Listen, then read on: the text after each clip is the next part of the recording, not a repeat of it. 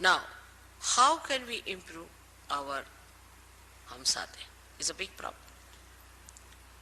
Because if our Hamsa is sick, is over conditioned, the Kundalini cannot work on it. It just gives up. Now, so for Hamsa we use all these physical things.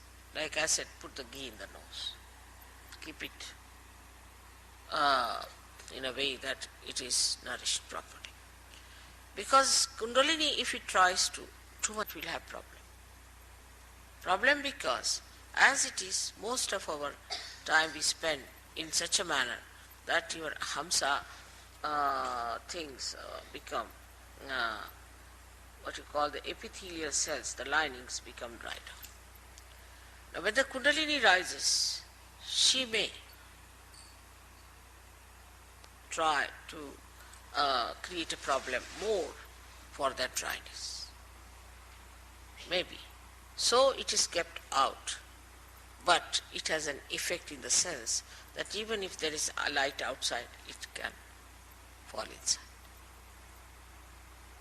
So it's not the Kundalini directly that affects your Hamsa. It is like when the Kundalini awakens, you yourself see now that a person is, whether he is fair complexioned or dark complexioned, he is a human being, you reason it out and Hamsa clears out. Then you see yourself that, oh, I am very egoistical. You start seeing yourself through your Agya. Start seeing that I am so conditioned. So you reason it out. And that's how you correct your conditionings. This is what is Hamsa Chakra.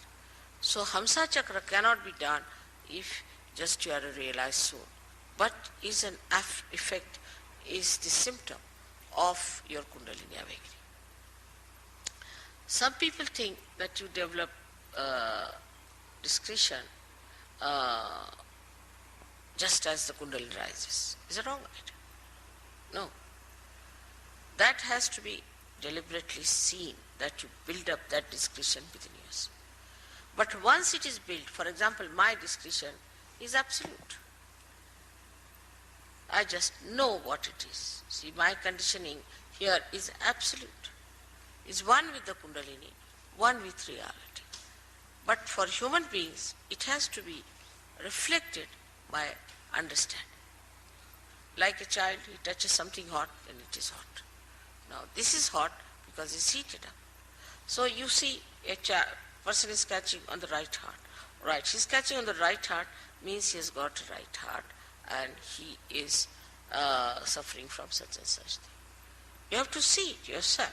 Now, if you tell the person, are you suffering from, say, asthma? He said, yes. How do you know?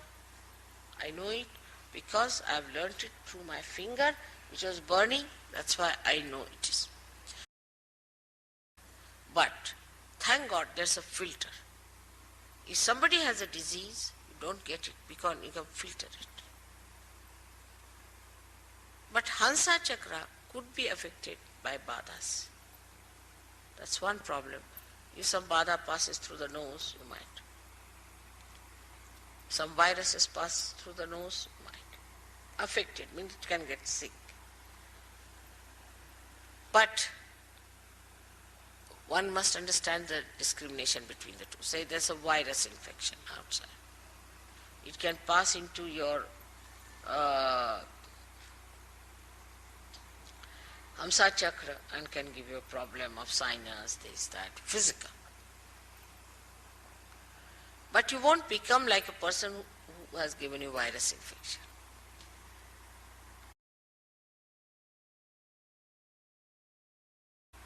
So now if you have to develop the discretion, you have to learn, you have to understand. It doesn't come automatically. But with children who are born realized, their Hamsa is so developed that they know it, what is right, what is wrong. because their Hamsa is so much trained that way. You don't have to use much understanding. But those who are now growing up, have become now Sahaja Yogis, have to know through their own experiences their Hamsa. It's a filter also. But for a child, he knows what is right, what is wrong. Because his Hamsa is developed. In India, when the child is born, he is massaged nicely. Oiling is the best way to have a good Hamsa. Oil his head, oil his body, put put some drops in the nose, everything. They try in the ear, in the nose, and that's how they build up.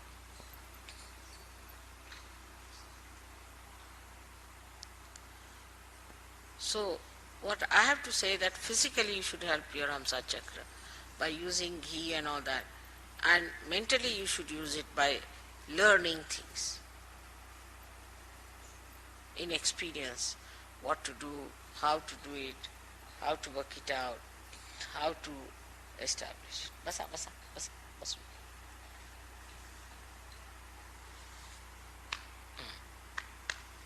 Basunga. That is how Hamsa chakra grows and makes you discreet. That's why a tradition is very important. Tradition gives you the growth of the Hamsa chakra. And then you go on discarding whatever is wrong out of that tradition. Then again you keep whatever is good. You give it to your children, to your children, to your children. So the discretion comes to a person who is traditionally built up better than a person who has no traditions.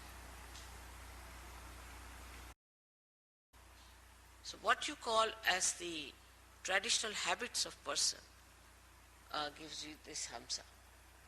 And these habits are built better and better with trial and error methods. And that's how you develop it.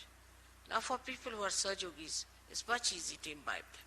Because if you see something, yes, that's wrong, you should not do it, finished. But you should be so clear-cut about it and should determine. It works out, your answer will be all right. But you tell them 10 times, still they'll do the same thing.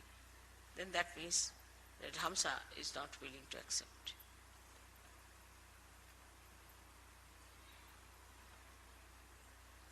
But you must nourish it, you must look after it, you must, as I said, also the kajal is very good for Hamsa chakra. All kajal and the oil in the nose, ears, is very good. All acts for that. Even, say, stalking rather than the person, to talk discreetly, is to say something which doesn't lose its power of affecting that person.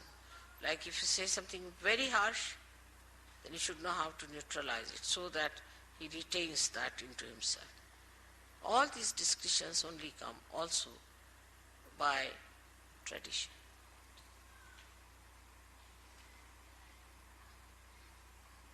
When you find something that is futile, in a collective way, in a tradition, drops out.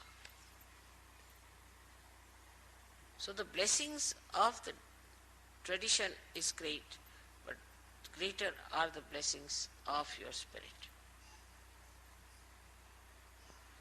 And the blessings of the spirit are such that through your vibrations, immediately you know this is wrong. But you have to be honest about it, and you just give up. You want to ascend, you want to improve your vibrations, so for that whatever is needed you will do.